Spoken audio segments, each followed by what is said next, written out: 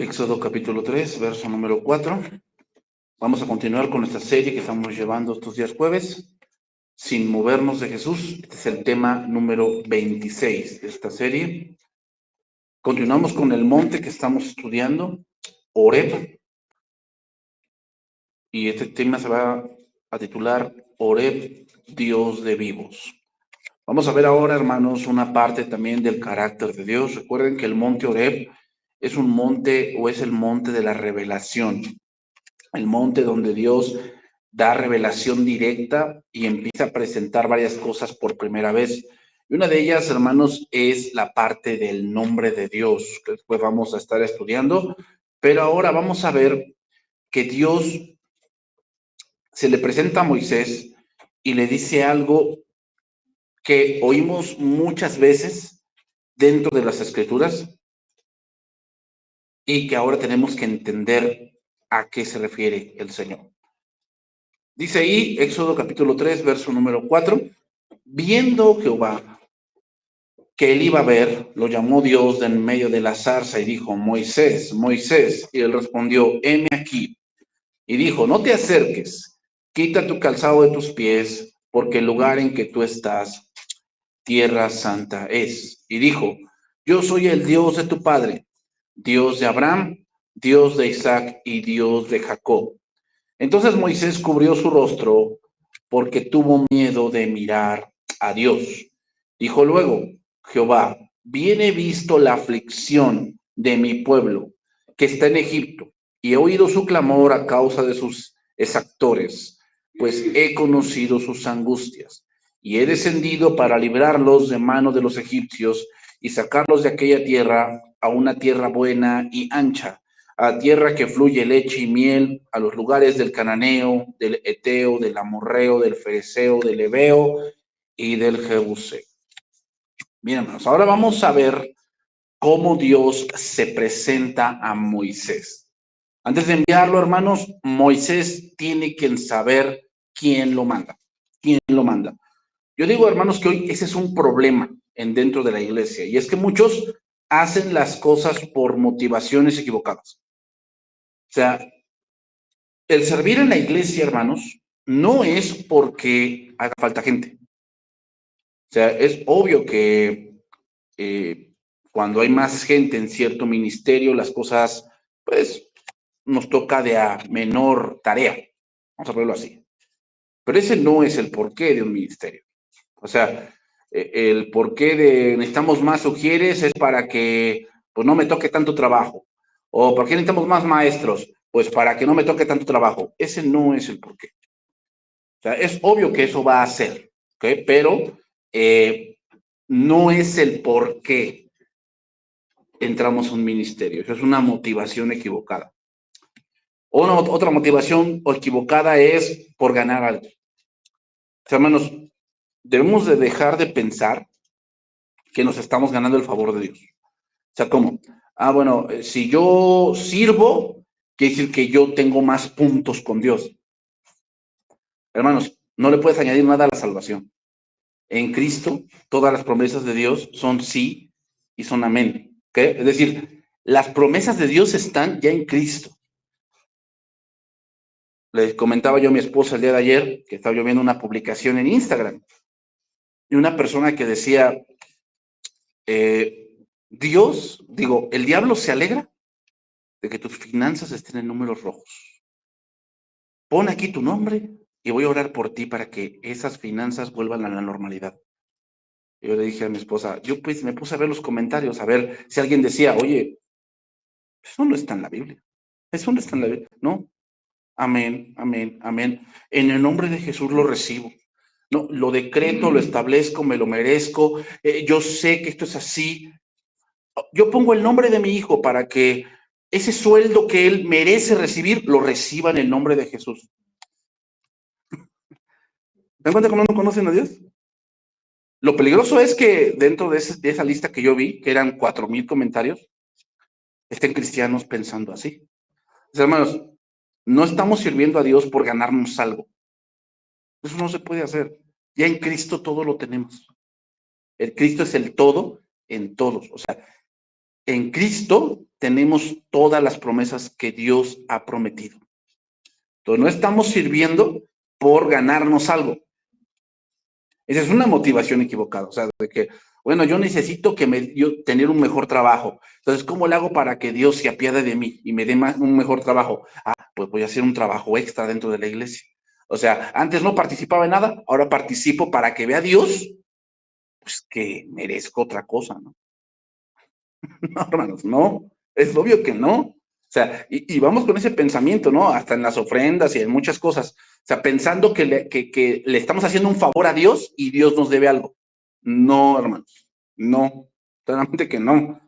Otra motivación, tal vez equivocada, es que tal vez sí me siento muy agradecido, pero eso no es suficiente, hermanos. ¿Saben por qué? Porque el agradecimiento va a desaparecer cuando empezamos a ver problemas. Sí, hermano, porque hay problemas dentro de la congregación y dentro de cada ministerio hay cierto tipo de problemas, porque donde hay seres humanos, hay problemas, ¿no? Entonces tú entras a un ministerio porque te sientes muy agradecido, porque dices, no, el Señor me libró, el Señor me salvó, el Señor, qué bueno que me trajo a este lugar, pero empiezas a ver que hay diferentes tipos de hermanos, diferentes tipos de caracteres dentro de los hermanos, diferentes tipos de pensamientos, diferentes tipos de conducta, ¿verdad? Y pues como que eso a veces desmotiva. Y ya está sirviendo a regañadientes porque como el por qué entró ha desaparecido, ¿verdad? Entonces, hermanos, Moisés debía saber quién lo mandaba. Con Moisés no fue así. Tal vez académicamente, hermanos, estaba listo, pero espiritualmente, que es lo más importante, no lo estaba. ¿Por qué? Bueno, la razón es porque no conocía a Dios. Tal vez había oído. Sin embargo, eso no es suficiente. Y eso muchas veces, hermanos, pasa con los hijos de los cristianos. Han escuchado de Dios, pero no es su Dios. Han escuchado de Dios, pero no es su Dios. Y solo haber escuchado de Dios por ahí no es suficiente. No es suficiente. Moisés debía entender quién le estaba hablando. Como lo mencionamos en la sesión pasada, lo importante no era lo que vio, sino lo que escuchó. Entonces, ¿qué frase vamos a estudiar hoy? Bueno, Éxodo 3, 5 y 6, esos son los versos que vamos a estudiar en esta sesión. Y dijo, no te acerques, quita tu calzado de tus pies, porque el lugar en que tú estás, tierra santa es. Y dijo, yo soy el Dios de tu padre, Dios de Abraham, Dios de Isaac y Dios de Jacob. ¿Qué nos dice esta frase, hermanos? Dios de Isaac, Dios de Abraham, Dios de Isaac y Dios de Jacob. Primeramente, que Dios maneja la historia. Eso es lo que primero Dios nos está enseñando. Que Dios maneja la historia. O sea, lo que pasó con Abraham, hermanos, lo que pasó con Isaac, lo que pasó con Jacob, tenemos que entender que Dios planeó muchas de esas cosas. O sea, Dios planeó que tuvieras esos papás. Sí, sí. Dios planeó que nacieras en tal región, en tal país, en tal continente. Sí, sí. O sea que Dios no se equivocó con la mamá o con el papá que tuviste, o con los hermanos que tuviste. No, Dios ya lo había planeado, que así iba a ser. ¿Ok? Por un motivo más grande que el que tú puedes entender. Segundo, hermanos, y nos va a costar un poco entender esto. A veces nos cuesta un poco de trabajo porque no aceptamos este tipo de cosas o de premisas. Y es que Dios tenía en sus planes que Israel fuese esclavo. Ah, entonces Dios tiene a veces en sus planes que alguien le dé cáncer. Sí, sí, sí. Ah, pero es que eso para mí es malo, o sea, eso como que, pues no, como que a mí no me entra en la cabeza que Dios pueda hacer eso. Pues sí lo hace. Sí, sí, hermanos. La cuestión es que no lo logramos entender porque lo vemos bajo nuestra naturaleza humana. Y bajo nuestra naturaleza humana tenemos una falsa piedad. ¿Cuál es la falsa piedad? Que si algo me duele es malo. No necesariamente. Nuestro Dios fue el que sacó a Abraham de Ur de los Caldeos. Nuestro Dios fue el que dio esposa a Isaac. Nuestro Dios fue el que dio hijos a Isaac y a Abraham cuando sus esposas eran estériles. Nuestro Dios fue el que llevó a Jacob a su tierra y lo hizo volver. Nuestro Dios es el que le dio descendencia a Jacob. Le dio 12 hijos y una hija. Nuestro Dios fue el que hizo volver a Jacob a su tierra y después llevarlo a Egipto. Fue Dios. Hermanos, por eso le dice que la tierra es santa. Y el motivo no es por lo que sucede allí o por lo que sucedió allí, sino por lo que está sucediendo allí. Esto quiere decir, hermanos, que algo que Pablo que escribió por el Espíritu Santo, dice ahí, lo voy a leer rápidamente, Romanos 5:20. Pero la ley se introdujo para que el pecado abundase, mas cuando el pecado abundó, sobreabundó la gracia, para que así como el pecado reinó para muerte, así también la gracia reine por la justicia para vida eterna mediante Jesucristo, Señor nuestro. ¿Qué entonces quiero dar a entender? Bueno, que Dios está llevando la historia con su gracia, pero si vemos la historia de Abraham, Isaac y de Jacob, los tres eran personas imperfectas. O sea, ¿cómo un Dios santo, un Dios que todo lo puede, que todo lo sabe, que no cambia nunca, puede ser Dios de personas imperfectas? No es muy coherente eso.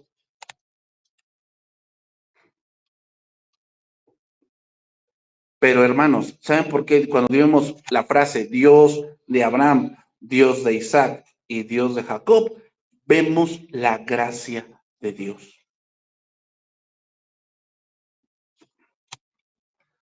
Que la gracia de Dios fue más grande que la desobediencia de Abraham con Agar. Que la gracia de Dios fue más grande que la mentira de Isaac respecto a su esposa.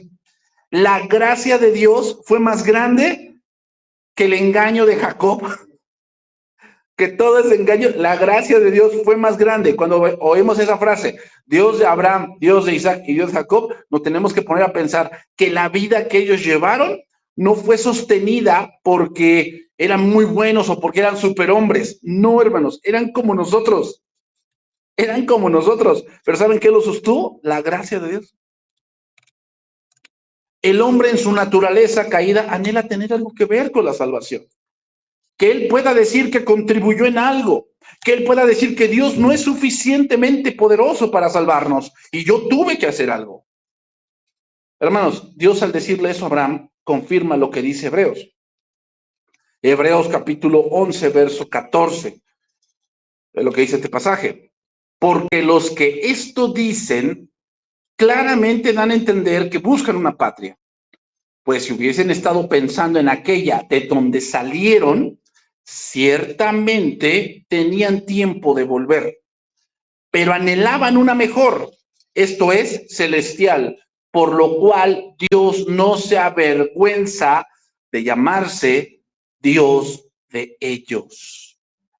Dios no se avergüenza de llamarse Dios de ellos. A ver, o sea, es que si es de vergüenza, hermanos, decir que Dios es Dios de una gente imperfecta. Sabemos los errores de Abraham. Primero descendió a Egipto cuando tenía hambre y después escuchó la voz de su mujer y después no quería despedir a su hijo Ismael. O sea, errores que cometió Abraham. ¿Cómo Dios puede ser un Dios de una persona así? ¿Cómo puede ser Dios así? O sea, ¿cómo puede ser Dios un Dios de un hombre que tenía un hijo preferido, que era Esaú? Y Isaac no preguntó a Dios, ¿a quién voy a bendecir, Señor? De hecho, Dios ya lo había dicho desde antes, que el mayor serviría al menor. Pero Isaac en su corazón decidió que el mayor debía tener la bendición. ¿Y qué crees? Ya sabemos todo lo que se desarrolló ahí. ¿Cómo puede ser Dios, santo y verdadero, un Dios de un hombre así? ¿Y qué decimos de Jacob? Peor, ese hombre era una calavera andando, ¿verdad, Jacob? Y Dios dice que es Dios de él. ¿Cómo puede Dios ser un Dios de una persona así? La respuesta es, hermanos, la gracia de Dios. Y eso también aplica con nosotros. ¿Cómo puede Dios decirnos que somos sus hijos si somos a veces muy desobedientes a lo que Él nos ha enseñado y dicho? Que a veces hacemos cosas con dolo. ¿Cómo puede ser Dios padre de hijos así? Que no se avergüence de llamarse nuestro Padre. La respuesta es la gracia en Jesucristo. La respuesta es con Abraham, Isaac y Jacob, es que ellos murieron creyendo, a pesar de sus errores, a pesar de todas sus fallas, murieron creyendo. Entonces, ¿por qué podemos decir que Dios es Dios de vivos? Bueno, si como mencionamos, ellos cometieron muchos errores, pero vivieron en la promesa que Dios les había hecho desde el principio. Por eso Dios no se avergüenza de llamarse Dios de ellos. Es decir, ellos en todos sus errores creyeron y caminaron por la gracia de Dios hasta el final creyendo, hermano. ¿Saben cuál es el problema de nosotros? Y esto pasa porque no conocemos a Dios, que pensamos que cuando fallamos debemos solucionar el problema allá afuera y después regresar ya cuando el problema esté solucionado. Y no funciona así, hermano. O sea, solucionarlo tú solo, no lo vas a solucionar. Pero eso es lo que pensamos como seres humanos, ¿va? ¿Qué pensamos? Ah, ya cometí un pecado, mi conciencia me acusa, ¿verdad? De que esto está mal, hice estas cosas malas, ¿no? Entonces siento como que no merezco ir a la iglesia, porque siento que hipócrita soy, ¿no? Si voy a la iglesia y estoy en este pecado. Voy a arreglar primero mi vida y después que ya regreso y me pongo al servicio de Dios. No, no, hermanos, no. ¿Y saben por qué pensamos eso? Porque no conocemos a Dios. Porque pensamos que Dios es como yo, ¿verdad? O como mi papá terrenal, que mi papá me dijo, no, no, no, vete de mi casa y cuando arregles tu vida, vienes y me buscas. Y pensamos que Dios es así. Moisés había olvidado a eso, hermanos, porque, bueno, así somos los seres humanos. Olvidamos lo que de verdad importa. Y por ello, hermanos, vemos este suceso. Éxodo capítulo 4, verso 24. Éxodo 4, 24. Hermanos, como se los dije y se lo vuelvo a repetir, académicamente Moisés estaba listo, preparado en las mejores escuelas de Egipto, sabía cómo llevar rebaños, ¿verdad? Y a lo mejor tratar con personas, pero espiritualmente no estaba listo, necesitaba conocer a Dios. Y ve lo que dice ahí, 4:24 de Éxodo.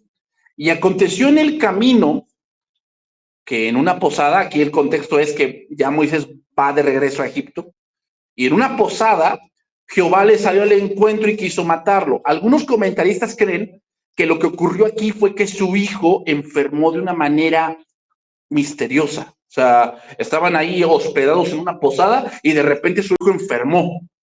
Entonces dice, Séfora tomó un pedernal afilado. ¿Y por qué menciona ahí a Séfora? Porque lo que se cree fue que Séfora se oponía a la circuncisión de su hijo. Se oponía. Y como que Moisés no le dio tanta importancia. Y afilando, cortó el prepucio de su hijo y lo echó a sus pies diciendo, a la verdad, tú me eres un esposo de sangre. Y así le dejó luego ir. Y ella dijo, esposo de sangre a causa de la circuncisión. Y aquí vamos a entender a esto, hermanos. No se puede creer y no nacer de nuevo. O sea, yo creo en Dios. Qué bueno. ¿Pero eres cristiano?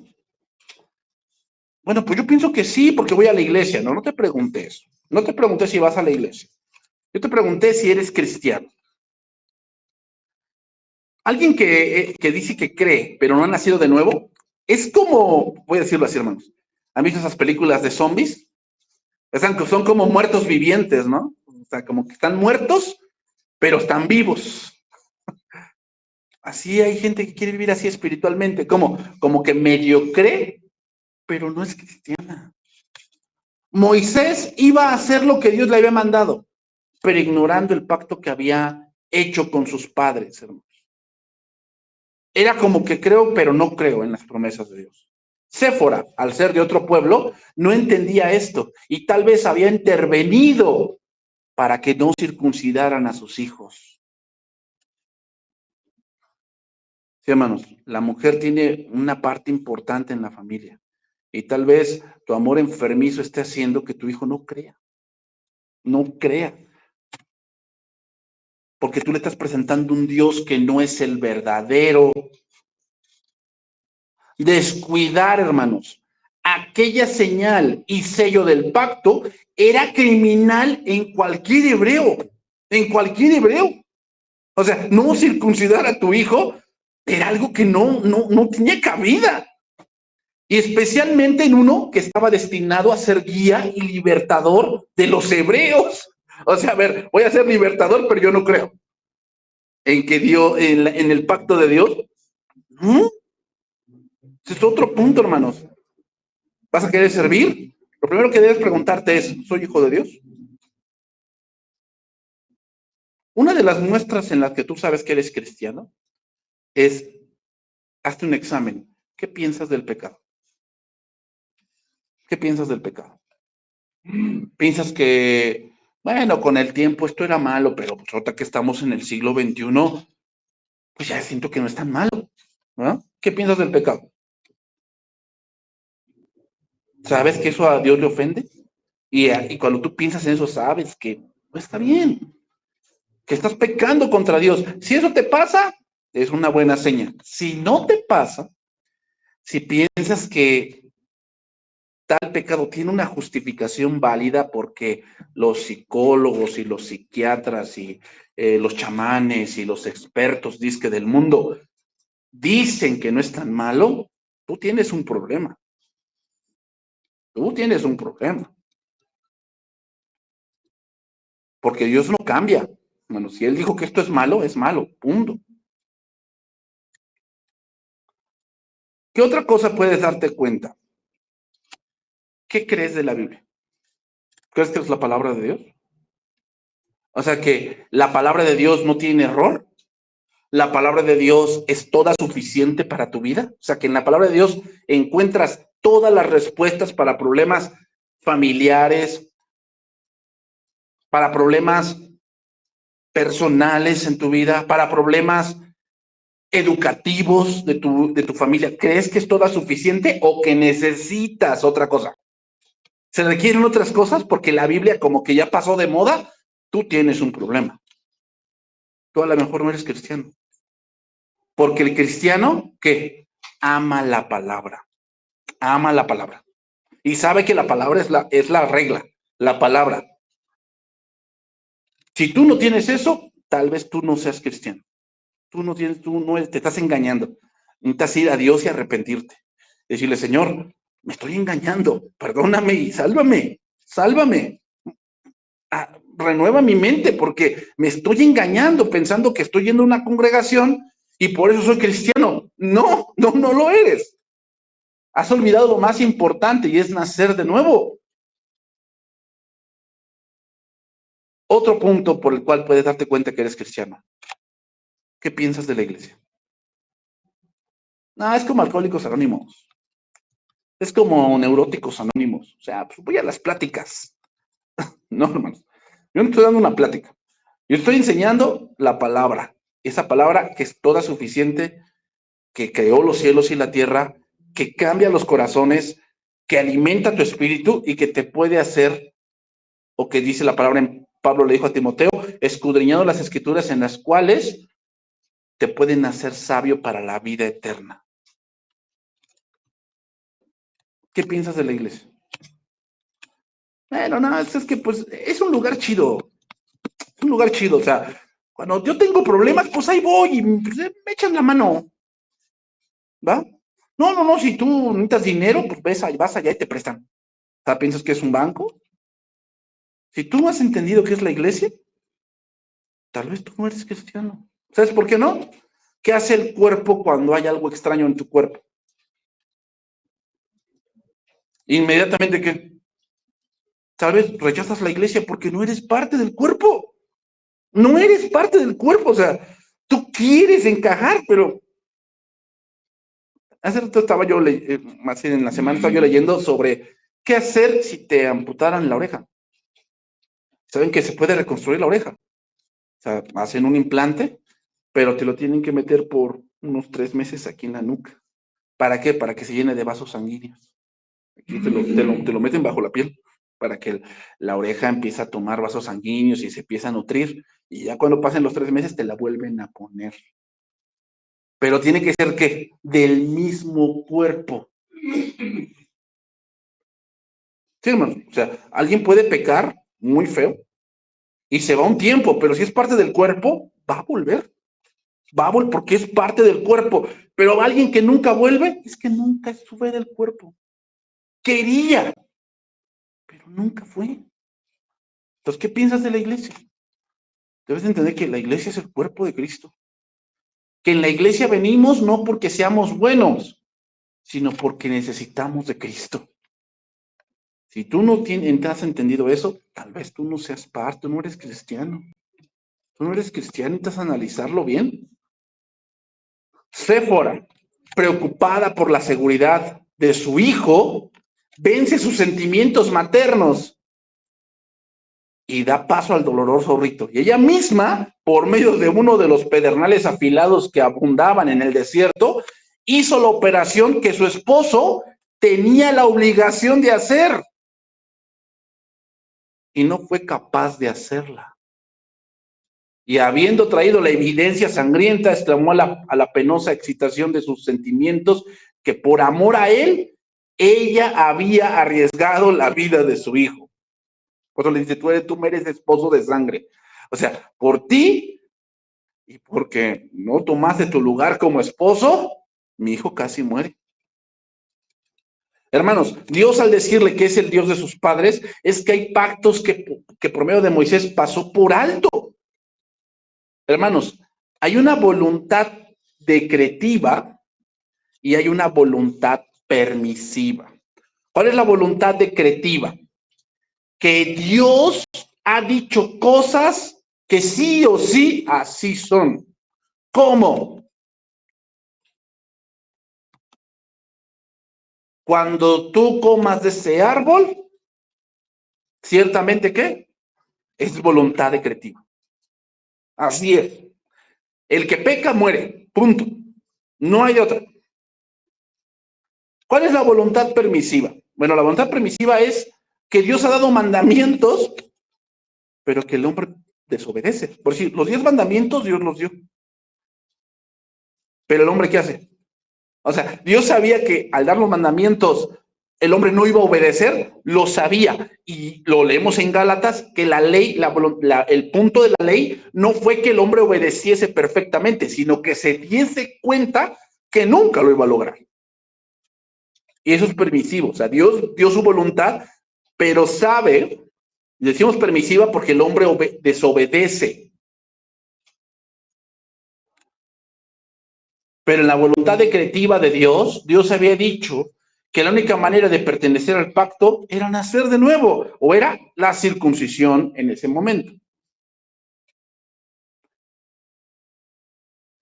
Y ahora sí vamos a ver otro pasaje donde Jesús cita también esta idea. Mateo capítulo 22, versículo 23. Entonces, hermanos, Dios, cuando decimos es Dios de vivos, es Dios de aquellos que le creen. Dios no es Dios de los incrédulos. Dios es Dios de los que creen. Porque todo aquel que cree en mí tiene vida eterna. O sea, Él está vivo. Y no vendrá condenación, mas ha pasado de muerte ¿a qué? A vida, a vida. Dios es Dios de vivos porque Dios es Dios de los que creen. Jesucristo mismo lo dijo en Juan 8, ¿no? Ustedes son de su padre el diablo. ¿Por qué? Y toma Abraham otra vez. porque Abraham deseó que había de ver mi día y lo vio, y por eso se regocijó mucho. Y antes que Abraham fuese, yo soy. Aquel día, versículo 23, capítulo 22, versículo 23, aquel día vinieron a él los saduceos, que dicen que no hay resurrección, y le preguntaron diciendo, maestro, Moisés dijo que si alguno muriese sin hijos, su hermano se casará con su mujer y levantará descendencia a su hermano. Hermanos, eso que van a citar ellos, que es la ley del levirato, la palabra levirato o levir, significa a la sombra del hermano. O sea, sabemos a lo que se refiere. Si el hermano se casa y no levanta descendencia, su hermano está obligado a levantársela a su hermano. Y ellos tomaban este pasaje para afirmar que la resurrección no era posible. Tomaban este pasaje que le van a citar a Jesús. Hubo pues entre nosotros 7 hermanos. El primero se casó y murió, y no teniendo descendencia dejó su mujer a su hermano. De la misma manera también el segundo y el tercero hasta el séptimo. Y después de todos murió también la mujer. En la resurrección, ¿de cuál de los 7 será ella mujer, ya que todos la tuvieron? Hermanos, algo que me pongo a pensar al leer este capítulo es, ¿qué preguntas tan tontas harían hoy los seres humanos a Dios? O sea, si Jesús estuviera nuevamente aquí y se presentara un psicólogo, un psiquiatra, un ingeniero, un médico, ¿qué preguntas tan tontas le preguntarían al Señor? Porque esta es una pregunta tonta. ¿Saben por qué, hermanos? Porque ¿acaso no habían leído de Eliseo? ¿Se acuerdan de Eliseo? Él hizo una resurrección. Levantó a una mujer que le había hecho un cuarto y dice que estaba en el campo y dijo, ¡ay, mi cabeza, y volvió. Y se murió y fueron a traer a Elías y Eliseo, y Eliseo lo resucitó. Cuando Eliseo murió y enterraron sus huesos, dice que ahí rápidamente echaron un cuerpo en la tumba de Eliseo y el cuerpo volvió a vivir. ¿Acaso no habían escuchado de la historia de Jonás? Jonás murió, hermanos, ¿eh? Jonás murió. O sea, no crean que estuvo ahí como Yepeto, ahí comiendo atún y toda la cosa. No, hermanos. Jonás murió en el vientre del gran pez. ¿Y qué hizo Dios? Por eso toma como ejemplo Jonás. La generación maligna y perversa decía señal, pero señal no le será dada, sino la señal del profeta Jonás. O sea, Jonás volvió a la vida. ¿Acaso no habían leído de eso? ¿Por qué hacen este tipo de preguntas? ¿Acaso no habían oído de los muertos que el mismo Jesús había levantado? Y tenemos a la hija de Jairo. La hija de Jairo resucitó. El hijo de la viuda de Naín. Lázaro mismo. Porque aquí, hermanos, ya estamos en la semana de la pasión. O sea, ¿habían escuchado que Lázaro resucitó? ¿Por qué hacían este tipo de preguntas? Era una pregunta tan obvia, hermanos. El problema con los saduceos es que no creían que toda la escritura era inspirada, sino solamente la Tanaj, el Torah. Los 5 primeros libros para ellos eran los inspirados. Los demás, los profetas y los salmos, eran simplemente comentarios.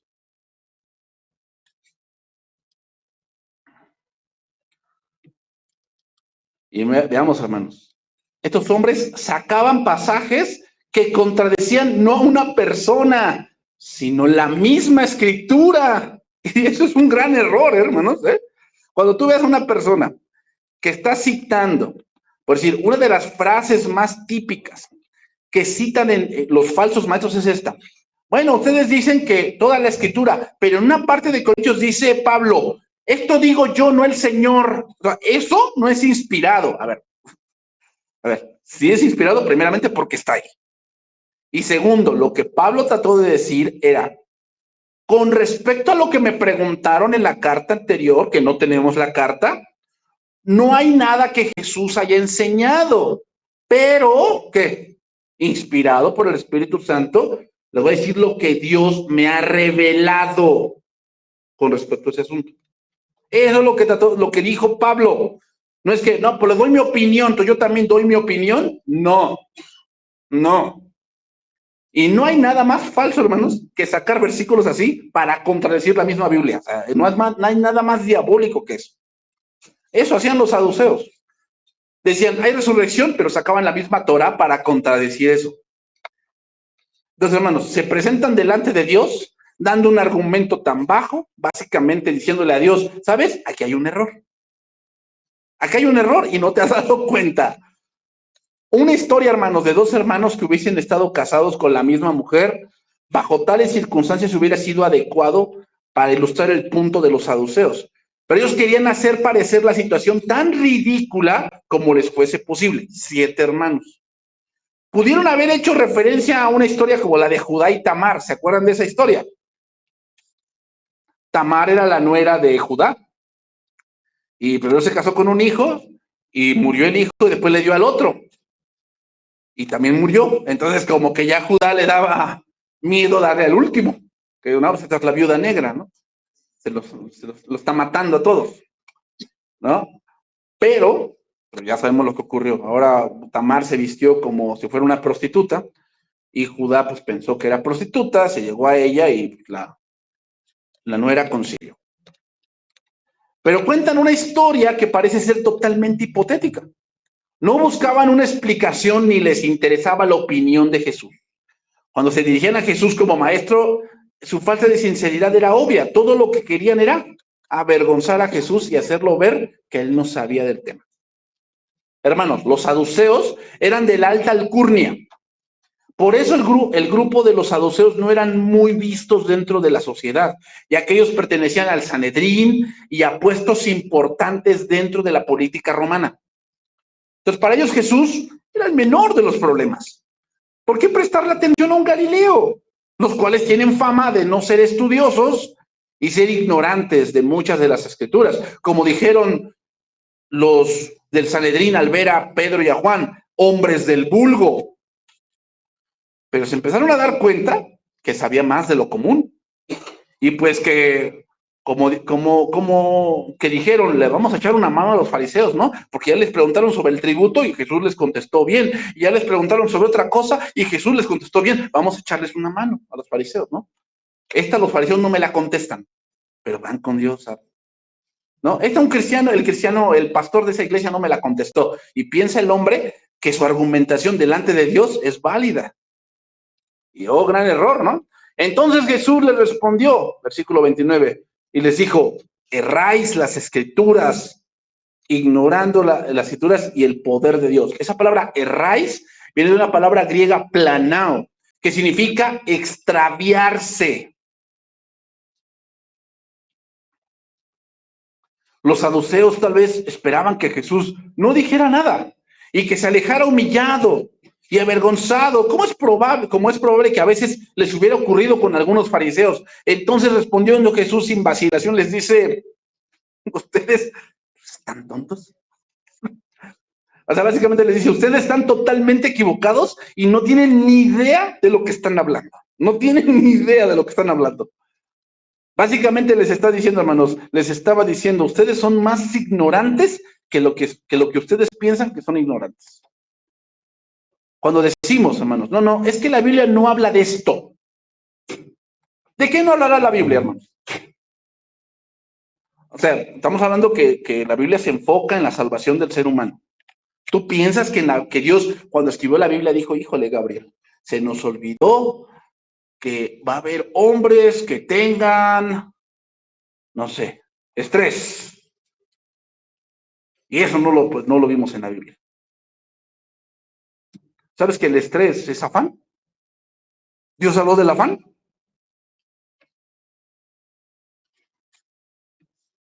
No es que Dios no habló de que yo soy una persona que me gusta mucho la perfección, ¿no? ¿Ves que Dios no habló de eso? ¿Sabes que la perfección es soberbia? Porque tú tienes una medida que tú piensas que debe ser así. Pero pues, si así vemos, entonces Dios también tiene una medida, que es la ley, pues ya ves si la alcanzas. Y en tu soberbia piensas que sí. ¿Dios habló de eso? ¿Sabes que el estrés postraumático es falta de fe? O sea, ¿tú piensas que Dios no escribió de eso?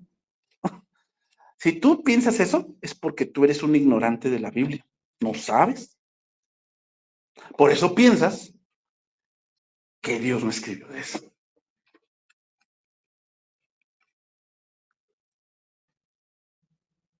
Una de las cosas que hace el pastor es la consejería bíblica. ¿Dónde dice eso la Biblia? Donde dice, aconsejen a otros. ¿Sabes cuando dijo Pablo en Hechos?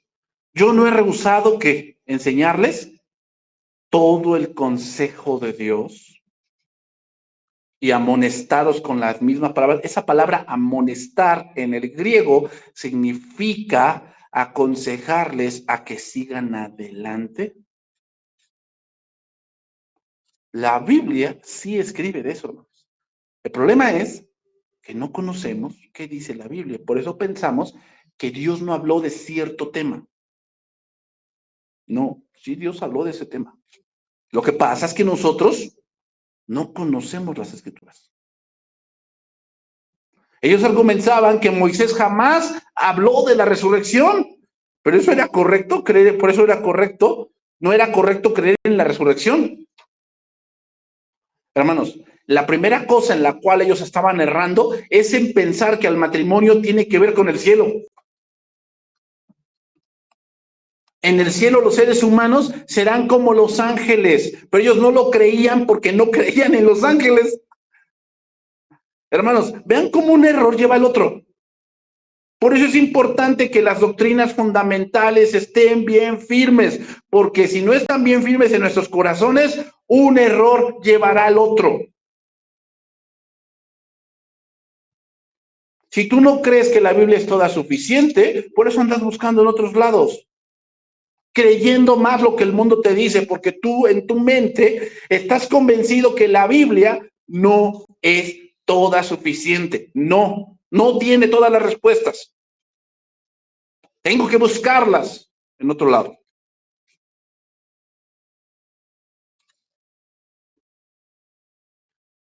Los saduceos, hermanos, limitaban el poder de Dios. Como hoy muchos limitan el poder de Dios pensando que si no entierran a su muerto, Dios no lo puede resucitar. Entonces no es Dios. Son los saduceos del siglo XXI, ¿no? Errando y limitando a Dios. Como se los dije, entonces, ¿qué vamos a hacer con los cristianos del Titanic? Se murieron ahogados. ¿Quién los enterró? No, pues se enterraron en agua. ¿Y qué vamos a hacer con los cristianos que fueron comidos por los leones? ¿Qué vamos a hacer con ellos? Eso Dios no lo resucita. Porque la Biblia no dice que los que fueron comidos por leones van a resucitar. Dice la Biblia, todos. ¿Sí entiendes qué es todo? Todos. Todos van a resucitar. ¿Qué hacemos, por decir, con aquellos que, como ahorita pasó en esta empresa, ¿no? Se les cae una caldera hirviendo y los achichina completamente. Eso ya no resucitaron. Es absurdo, hermanos, pensar así. Es absurdo. Pero los saduceos que pensaban así. El poder ilimitado de Dios es fácilmente capaz de transformar lo terrenal en celestial. ¿Por qué debería alguien negar la resurrección debido a la idea insensata de que Dios está restringido a resucitar cuerpos en la misma forma en que han muerto? Un hombre, hermanos, en el libro apócrifo de Baruch, él creía que Dios iba a resucitar a alguien como él había muerto. O sea, si tú moriste, por decir, colgado, ¿no? Por el nombre de Cristo, te colgaron.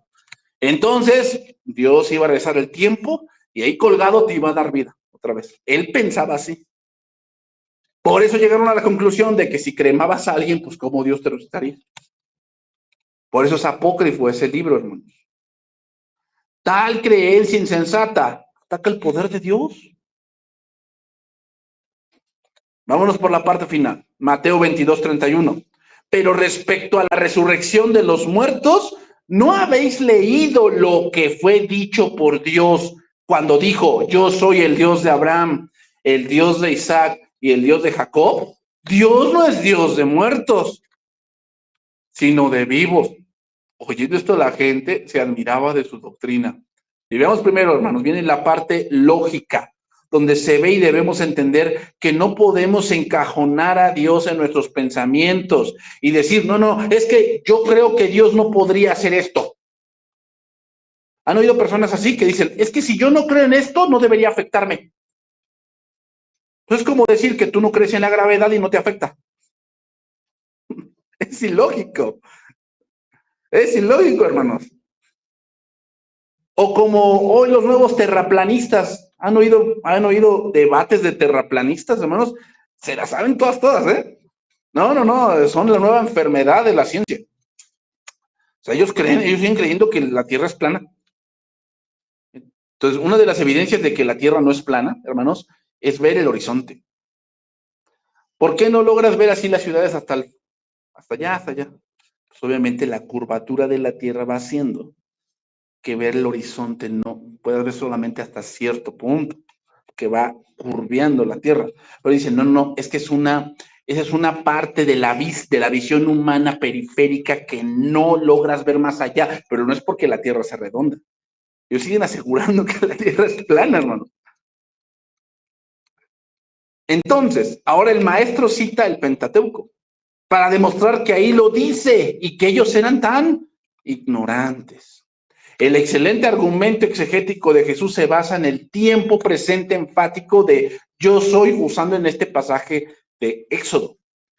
Después que Abraham, Isaac y Jacob habían muerto desde hacía ya mucho tiempo, el Señor seguía siendo su Dios exactamente como cuando estaban vivos. Es más, en muchas maneras aún más, porque se habían vuelto perfectamente inmaculados y sus almas estaban experimentando la comunión de la eterna presencia de Dios.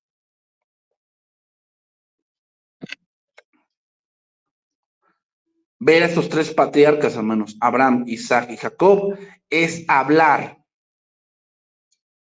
de una intimidad exclusiva del Señor con cada uno de ellos. El tiempo que Dios utiliza para Dios no es Dios de muertos, sino de vivos. Y si en la actualidad es el Dios de Abraham, el Dios de Isaac y el Dios de Jacob, entonces es evidente que esos hombres aún están vivos en otra esfera.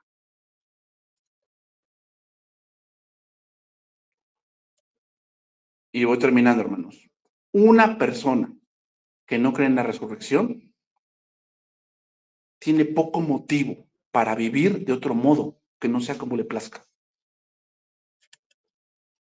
¿No? Una persona que no cree en la resurrección tiene poco motivo para vivir de otro modo que no sea como le plazca. Después de la muerte, alguien así no espera ni castigo ni recompensa porque considera el final de esta vida como el final de todo. Y a pesar de las muchas enseñanzas claras en el Pentateuco acerca de una vida piadosa, los saduceos estaban perfectamente cómodos en su mundanalidad orgullosa y egoísta, y por eso les convenía más decir, no hay resurrección.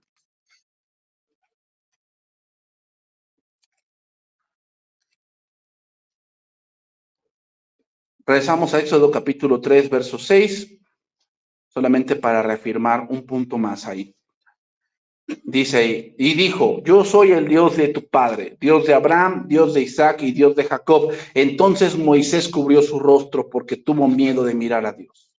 ¿Qué significa cubrió su rostro? Significa se humilló, comprendió su pequeñez. Y hermanos, en esta parte tenemos que comprender algo. Hubo 3 puntos aquí de que debían haberse humillado.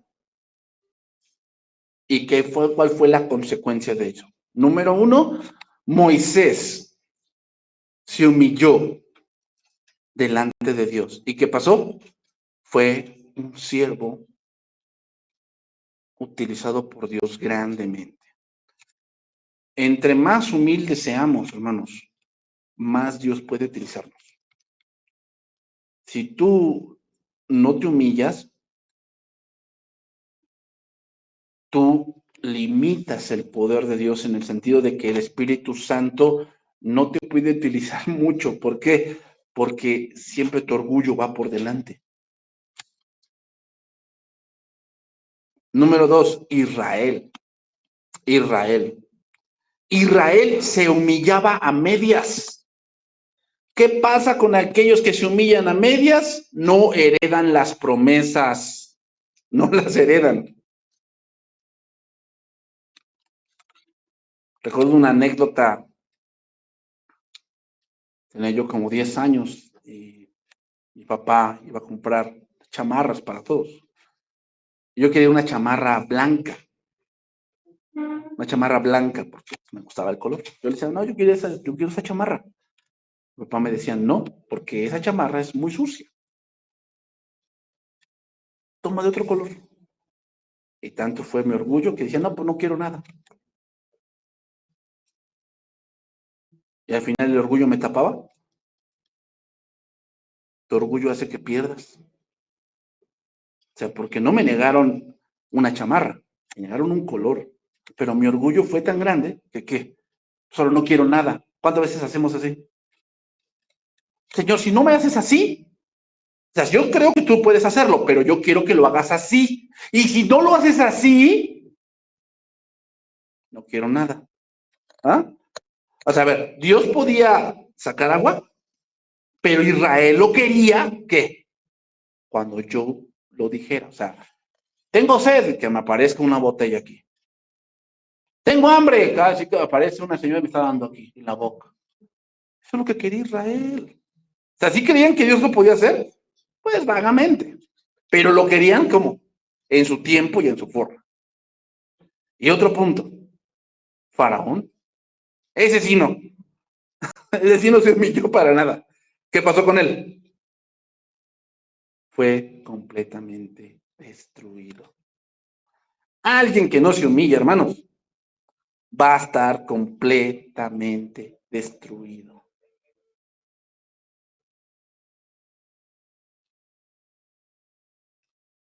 Entonces debemos hacer las cosas con conocimiento, pero hermanos, también con humildad de aprender y de hacer lo que Dios nos manda. El caso contrario de Moisés es Faraón. Faraón, Dios le dijo, deja ir a mi pueblo, que dijo, ¿quién es Dios para que me mande? No conozco a tu Dios. ¿Quién sabe quién sea? Y venían plagas y plagas y plagas, ¿y qué? Se mantenían en su macho, ¿eh?